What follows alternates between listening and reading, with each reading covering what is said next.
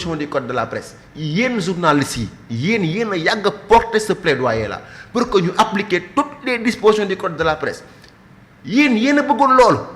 yéen a ko wax yéen a tax ñu adopté seen code de la presse tey ñu ne nañ teg lépp ci yoon ñu am un régime bu ñëw légaliste ne d'accord disposition nañ ko appliquer rigoureusement mais yéen ngeen génn du ma sax yéen parce que jàpp naa ne journalistes yi nga xam ne moom jàpp nañ ne véritablement c'est de véritables journalistes yi nga xam ne dañoo bëgg ñu assainir le milieu ñoom mënuñu bañ sur l'assainissement du milieu mais ñenn ñi bëgg a gëm leen loolu dañuy bëgg a xañ ji mu wax xañ kële mu wax lan ngeen bëgg finalement que le code de la presse là ñu génnee ko dans le corpus juridique ñu gën bañ ko am parce que tant que le code de la presse existe l'État sera dans l'obligation de faire appliquer les dispositions. et que loolu yéen a ko bëgg. pour man mënoo leen bëgg une chose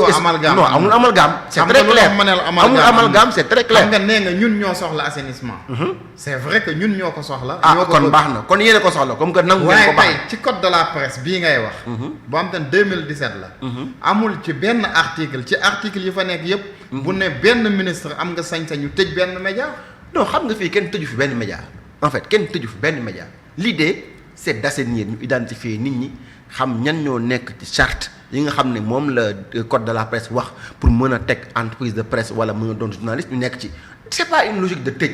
pour au contraire képp ku xëy suba respecter les conditions pour am un agrément pour créer benn média mais gëm naa ne dañ la koy yombalal parce que Sénégal moo soxla loolu mais li ñu war a éviter mooy journaliste ci seen bopp di défendre lu nga xam ne bu subaa ñoom lay porter préjudice ci seen métier. pour man lii dafa ne war a nekk le plaidoyer des journalistes ñi nga xam ne ñëw taxaw exiger à ce que képp ku remplir les conditions pour nekk journaliste képp ku remplir des conditions pour créer un média ñu ne la lii état bi moo ci war a jóg loolu pour man responsabilité journaliste sax ñoo ko war a porter balaa muy nekk responsabilité état maintenant état mën na faciliter maintenant njaw ñu ne la lii mooy charte yi lii mooy critères yi mais nga dem lijjanti papier yi ñu la wax ak charte yi ñu la ak critères pour organiser ko mais gis woo fi gis kenn ku ñu ne la mi ngi en règle sur tout li mu war a def wàccoo ak sa par rapport ak code de la presse création entreprise de presse respecté na ko ñu ne dañ koy tere mu wax wala dañ koy tëj amul te du mës a am ci réew mi ci régime son excellence Bassirou Diomaye Faye du mës a am. léegi lu tax ngeen bëgg a effacer chroniqueur yi. mais kan lañu fi effacer mais non ban effacer ça veut dire quoi li am mooy dafa am des personnes tapies dans l'ombre qui ont une organisation ou une entreprise bu nga xam ne bien identifiée avec un objectif bien précis pour détourner l'attention des Sénégalais sur les priorités de l'heure pour fexe ñoom li nga xam ne moo war a ñëw ci seen gestion bu bon bañ fi yoroon am ay enquêtes yoo xam ne dañ ko war a tijji pour que ñoom ñu nekk ci ginnaaw di tirer les ficelles pour fexe dévier xelu askan bi loolu nit ñi sénégalais yi xam nañ ne loolu am na. mais léegi ñooñu amuñu ci droit. mais ku nekk am nañ ci droit wala amuñu ci droit. mais da ngaa gis kan lañ fi tere. non mais li nga wax ni am nañ droit wala amuñu ci droit. mais c'est le droit le plus absolu. donc lu tax mais c'est notre devoir ñun ñu faire comprendre aux Sénégalais. que ne mais kan lañ fi effacé fii kenn effacé wu fi kenn mais kan lañ fi effacé. ah mais assemblée lañ toog taxaw wax ko déglu nga ko wala déglu nga ko non dégguma li nga wax nii dégguma ko effacé dégguma ko mais kan lañ fi effacé mais kan lañ fi effacé laa bëgg a wax. déggoo assemblée nationale dégguma yaa ko wax dégguma effacé mais kan lañ fi effacé laa bëgg a wax. ah Rési bu dee am nga vidéo boobu nga tegaat ko. non damay la kan lañ fi effacé même bu fekkee wax na loolu kan lañ fi effacé. ah d'accord nga ne wax nañ ko. non dégguma ko mais même su ko waxee ma nangu la loolu. mais kan lañ fi effacé wax ma kan lañ fi effacé. kàddu ko ba mu jibee ba léegi le jeune Abdou Nguer mu ngi prison. waaw non pour man il faut dire que nous les Sénégalais qu'on se respecte quand même pour man nous sommes dans un pays bu nga xam ne waruñu nangu anarchie am fi. waaw mais ma ne d'accord nga ne kàddu aussi ba mu jibee ba léegi. ma ne la le jeune Abdou Nguer mu ngi prison. c'est-à-dire que ma ne la man Mamadou Ndiaye Diom su ma waxoon fii lu ñu ma war a convoquer dañ may convoquer loolu leer na ma nañ man Mamadou Ndiaye Diom su ma toogee fii sa micro wax fi lu ma war ta wax suba ñu convoquer te loolu mooy dëgg te c'est ça la vérité nous sommes pas dans un pays bu nga xam ne on peut avoir cette liberté de calomnier de diffamer de dire n'importe quoi sur les gens ngay duñ la ci woo dañ la ciy woo mais dañ la ciy woo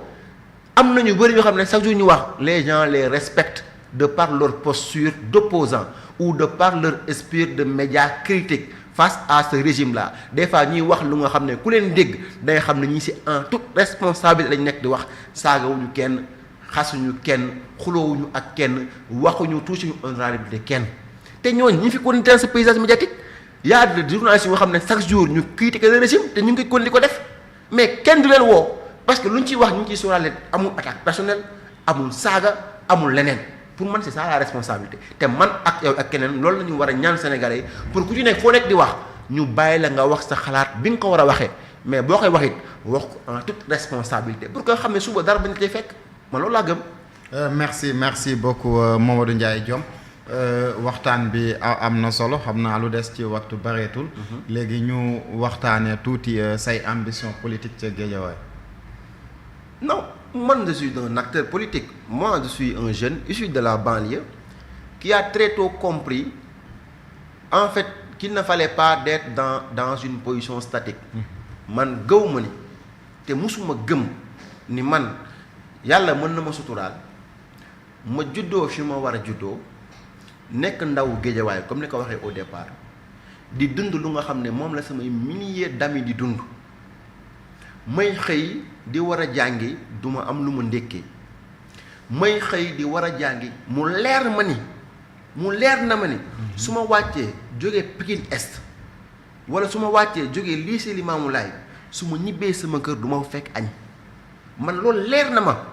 ma wàcc ñibbi toog sama kër fekk ma fa añu ma dund loolu yépp dund ci Guédiawaye fekk sama ay moroom yu nga xam ne cahier ak livre ak inscription moo tax continué wuñu seen jàng fekk sama ay xarit yu nga xam ne danger bi nekk ci mbedd mi insécurité moo tax ñu am ay laaga moo tax ñu rey leen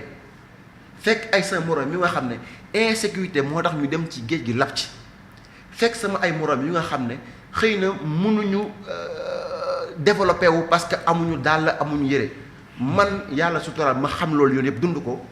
ma màgg yàlla may ma une certaine situation ma gëm ne dama war a continuer toog sama kër su ma liggéeyee wàcc seet sama njaboot sama papa sama yaay après xëy liggéeyaat bañ a lijjanti communauté li ñuy dund su ma ko defee loolu en fait je ne suis pas reconnaissant et je ne suis pas responsable et je manque d'humanisme. Notre activité ou notre engagement citoyen tout court avant d'être un engagement politique loolu moo ko guidé dañu gëm ne fi ñu nekk dañ fa war a amal nit ñi njëriñ pour que lañ fay def moo xam ci social la moo xam ci éducation la moo xam ci santé la ñu mun ci dugal suñu loxo te képp kuñ ci mën a dimbali ko bien on s'est rendu compte que cette posture là dafa am ay limites. Les limites c'est quoi? Tu vas essayer toujours d'aider tes plus proches mais combien de Sénégalais ñoo besoin mu am des services de l'État ou bien ñu nga xam ne fekk nañ ba seen biir kër engagement politique boobu noonu moo tax tey ñun ñu engagé wu du côté de Pastef pour xam ñoom valeur ñuy incarner pour def la politique pour mën a changer le quotidien du Sénégalais lambda et que suñu jëlee loolu au niveau macro au niveau local loolu mooy un peu l'engagement politique c'est de servir au niveau local c'est de servir et rien que de servir maintenant pour servir on se rend compte que lu ñëpp bokk ñëpp dañ ci war a mën a jot ñu gëm ne kon connaissance bi ñu am ci Guédiawaye histoire bi ñu lié ak Guédiawaye duñu ko ci Guédiawaye ñun dañu war a bokk suba te nit ñi nga xam ne dañu war a fexe xar kanam Guédiawaye ak population bi seen dund au quotidien mën a changer et que loolu c'est très possible li ma remarqué depuis quelque temps depuis bi son excellence Bassirou Diomaye Faye accéder au pouvoir mooy ñi nga xam ne ñoo fi nekk muy les collectivités yi fi nekk ils sont à l'arrêt et ñu ci bëri ils le font à dessein et c'est un acte d'irresponsabilité caractérisé parce que ñoom les collectivités locales c'était des élections locales mais c'est la population locale mu leen jox confiance fal leen mais mënuñu nekk di liggéey parce que un régime politique jóge nañ fi ñooñu bokkuñu régime boobu noonu ñu ne ñoom toutes leurs actions dañ ko war a inhiber pour que un peu population yi nekk dans la souffrance pour que après ñu mën ko imputer un régime central. mais li nga wax ni est-ce que noonu la dem. mais c'est le sentiment c'est le sentiment qu'on a mais sentiment boobu mais c'est le sentiment qu'on a xam nga lan non xam nga tey c'est le sentiment xam nga qu'on a tey ñi ngay wax. et que li ma lay wax bu ñuy tàmbali seen grève. dafa boobu lépp régime bële moo fi nekkoon. non ñan nga yow est-ce que ñoo bokk li ñuy wax man je te parle même pas de grève je te parle de gestion municipale. je te parle de gestion municipale au quotidien léegi lan nga jàpp ne de gestion municipale am na c'est ça la réalité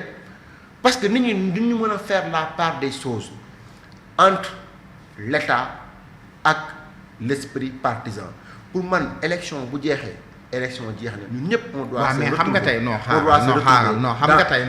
xam ngeen da ngeen ñëw ngeen jël ci réew mi ci benn contexte. Contexte bu ngeen jëlee ci réew mi